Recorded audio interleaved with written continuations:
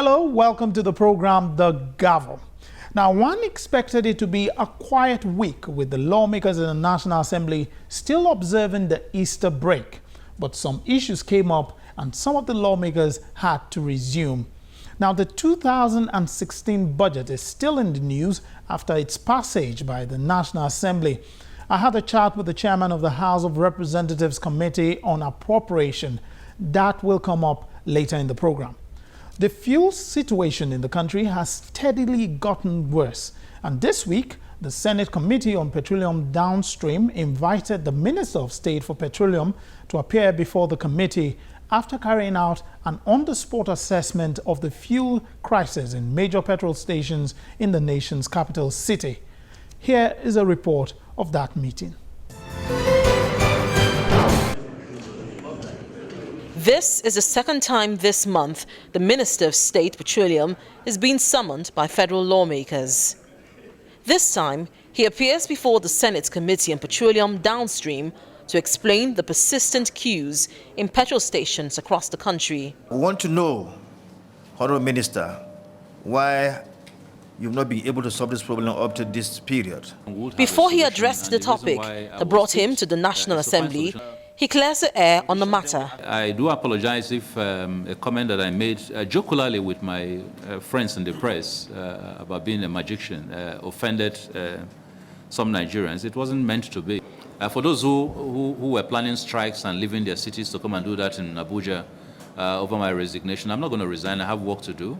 I'm going to deliver on the work that the president gave me until he deems it fit for me to go. That aside, the minister explained that the persistent queues in petrol stations is as a result of three major problems: inability of petroleum marketers to import fuel, the NNPC burdened with importing 100% of fuel for local consumption, and vandalization. The difficulty that we faced in terms of paying the subsidy, the country could no longer, quite frankly, afford the subsidy payment.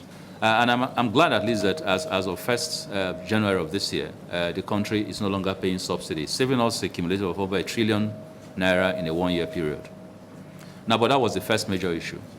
Second major issue was the ability of marketers to import product became challenged because they could not raise letters of credit. And up till this point, that is still a major issue. Nobody was bringing in products. The consumption was still static.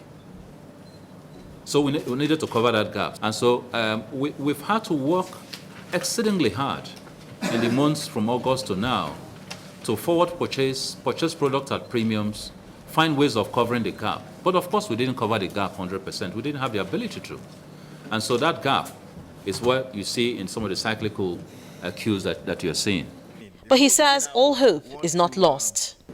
Within the first 2 weeks of April, we'll have this issue completely resolved, and you will not have this problem anymore.